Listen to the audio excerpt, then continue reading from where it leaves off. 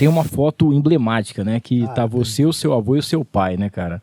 Aquela foto, eu acho que ela representa muita coisa pra você. Muito, cara. Essa foto tava no nosso consultório lá de Paulo de Faria. Sim. E meu avô já tinha terminado de trabalhar, mas a gente falou, vamos fazer essa foto, porque é uma coisa que vai marcar a vida da gente para sempre. E essa foto, eu sempre reposto ela para lembrar de onde que veio a essência do que a gente faz. E aí, meu avô não tinha jaleco. E eu emprestei um jaleco para ele, tava até meu nome no jaleco. E aquela foto tava espelhada lá e fica espelhada nas nossas redes sociais, em tudo que a gente quer mostrar. A gente fala, não, a gente tá entregando uma coisa que vem de berço, cara. Vem de você entregar um tratamento e você vê que o sobrenome Rezende está sendo passado por geração. E aí, gostou desse corte? Então não esqueça, se inscreva no canal, ative as notificações, dá aquele like e compartilha pra todo mundo. O link para o episódio completo tá aqui embaixo. É só clicar e assistir.